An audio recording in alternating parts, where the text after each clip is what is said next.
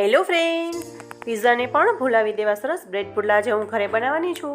અને અચાનક મહેમાન આવ્યા હોય કે નાના બાળકો હોય કે છોકરાઓને મન થાય કે પિઝા જમવા છે તો તમારે ઓર્ડર પણ ના કરવો પડે અને બહાર પણ ના જવું પડે અને ફટાફટ ઇઝીલી ઘરની જ વસ્તુમાંથી તમે બનાવી શકો છો. એક બ્રેડ અને ચીઝ બે વસ્તુ તમારા ઘરમાં હશે એટલે તમે આટલા મસ્ત એવા બ્રેડ પુડલા પિઝાને પણ ટક્કર મારે એવી રેસીપી તમે ઘરે બનાવી શકો છો. તમે જોઈ શકો છો કેટલું સરસ લાગે છે. કોઈ કહી નહીં શકે જ કે આ પિઝા નથી. અને ટેસ્ટ પણ પિઝા જેવો જ આવે છે, લુક પણ પિઝા જેવો જ આવે છે. તમારી ચેનલમાં નવા હોય તો જલ્દી મારી ચેનલને સબસ્ક્રાઈબ કરી લેજો એટલે અવનવી રેસીપી તમારા સુધી તરત પહોંચી જાય. તો ચાલો મારા રસોડામાં આપણે બનાવી લઈશું બ્રેડ પુડલા.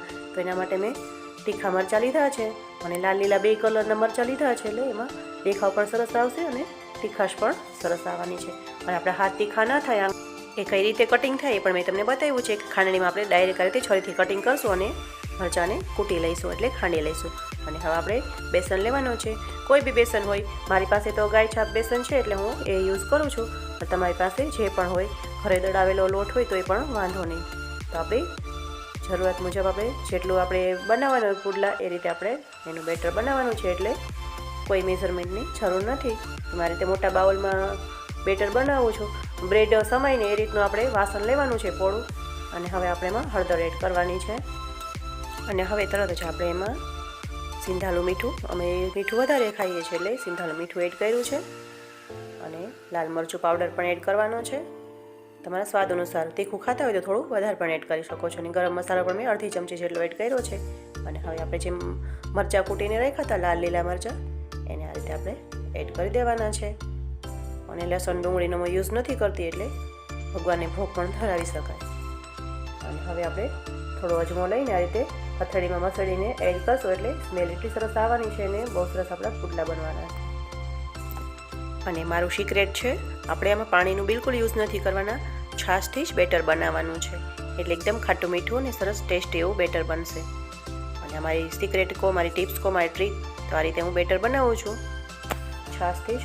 આમાં આપણે પાણીનો યુઝ નથી કરવાનો. આ રીતે થોડી થોડી છાશ ઉમેરીને આપણે બેટર બનાવી લેવાનું છે. જે પુડલા બનાવી એવું નહીં, પણ થોડું ઠીક રાખવાનું છે.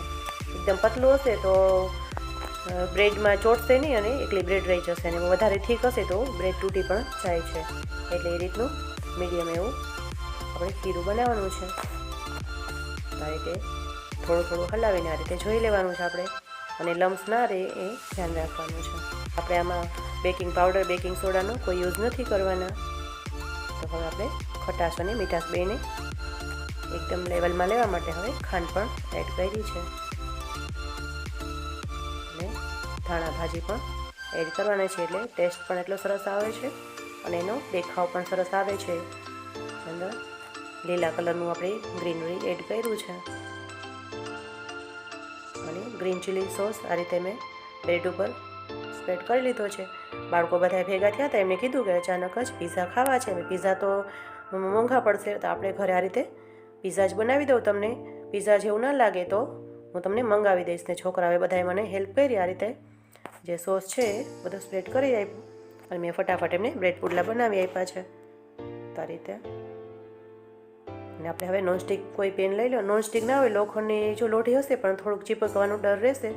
અને હું તો પુડલા માટે સ્પેશિયલ નાની એવી લોઢી લાવી છું, નોનસ્ટિક પેન લાવી છું.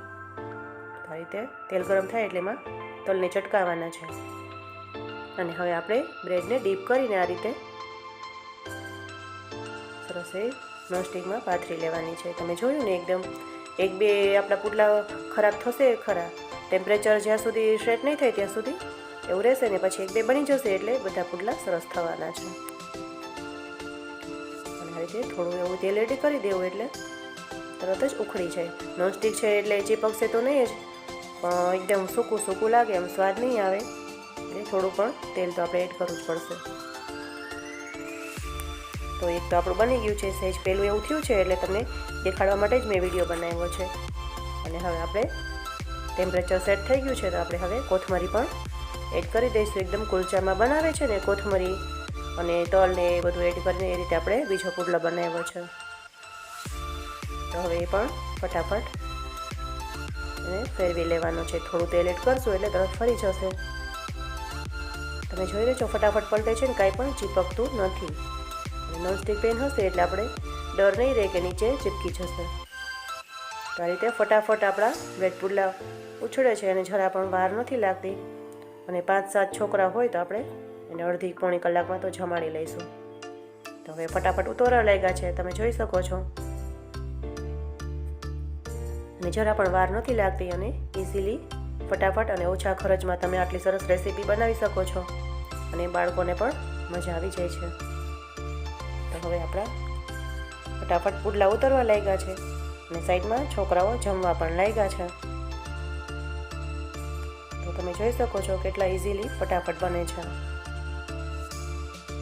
થોડો વિડીયો લાંબો કર્યો છે પણ તમને સ્ટેપ બાય સ્ટેપ બધી પ્રોસેસ દેખાડું છું એટલે તમને એમ ના થાય કે 1-2 પુડલા બતાવી દીધા. મેં આ રીતે પૂરેપૂરી પ્રોસેસ બતાવી છે.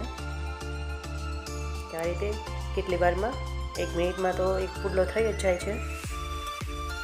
તમે જોઈ શકો છો આ રીતનું ખીરું થોડુંક ઠીક હશે એટલે બ્રેડમાં એકદમ ચીપકી જશે. પતલું હશે તો બધું બ્રેડ એકલી એમને રહી જશે અને વધારે ઠીક હશે તો બ્રેડ તૂટી પણ જાય છે. આ રીતનું મીડિયમ એવું ખીરું બનાવી લેવું. તો હવે કેટલા સરસ એવા પુડલા બની ગયા છે, તમે જોઈ શકો છો.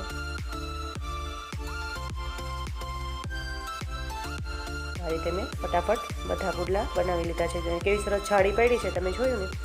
કોઈ પણ આપણે બેકિંગ સોડા, બેકિંગ પાવડરનો યુઝ નથી કર્યું.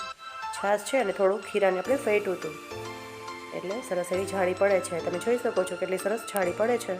અને હવે આપણા બધા જ બ્રેડ પુડલા બનીને રેડી થઈ ગયા છે, તમે જોઈ શકો છો. અને બાળકોએ અડધા તો જમી પણ લીધા છે.